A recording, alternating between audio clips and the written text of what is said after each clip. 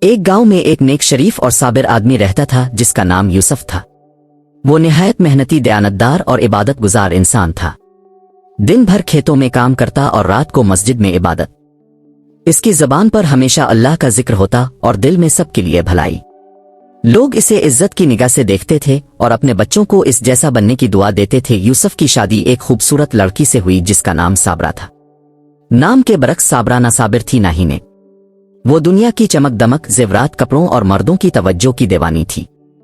شادی کے شروع دنوں میں ہی اس نے یوسف کی سادگی اور دینداری سے نفرت کرنا شروع کر دی تھی۔ صابرہ اکثر یوسف کو تانا دیتی، تمہیں تو دنیا کی کچھ خبر ہی نہیں، سارا دن مٹی میں کھیلتے ہو اور رات مسجد میں گزار دیتے ہو، ایسے کب کوئی ترقی کرتا ہے؟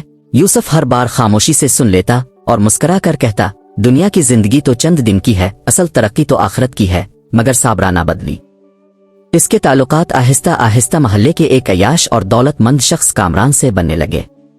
یوسف کو کچھ شک تو تھا، لیکن اس نے کبھی اپنی بیوی پر الزام نہیں لگایا۔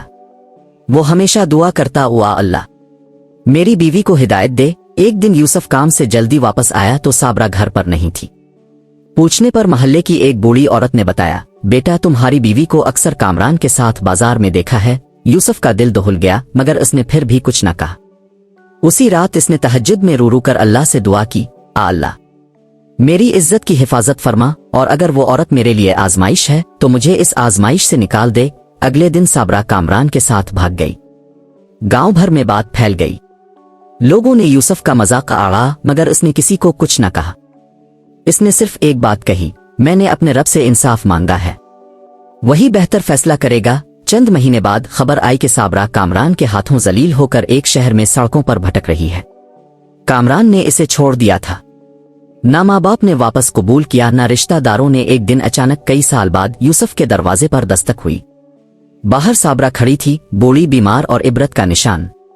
یوسف میں گناہ گار ہوں، تمہاری نافرمان بیوی، اگر ہو سکے تو معاف کر دو۔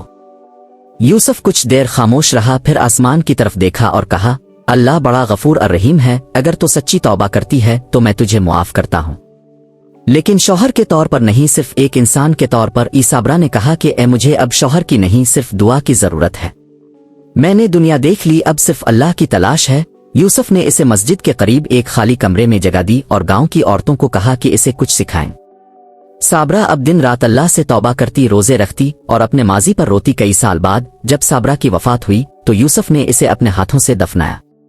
قبر پر پھول رکھتے ہوئے اس نے کہا، اے میرے رب، اگر یہ تیری بندی نے سچی توبہ کی ہے تو اسے معاف فرما۔ اور پھر خاموشی سے واپس آ گیا، اپنے کھیت، اپنی مسجد اور اپنی دعا کی دنیا میں۔ صبر کرنے والے کو اللہ کبھی ضائع نہیں کرتا۔ دنیا کی چمک دمک وقتی ہوتی ہے، اصل سکون اللہ کے قریب ہونے میں ہے۔ بے وفائی کا انجام رسوائی ہے اور توبہ کا انجام بخشش۔ اگر تمہارے ساتھ ظلم ہو تو اللہ پر چھوڑ دو، وہ سب سے بڑا انصاف کرنے والا ہے۔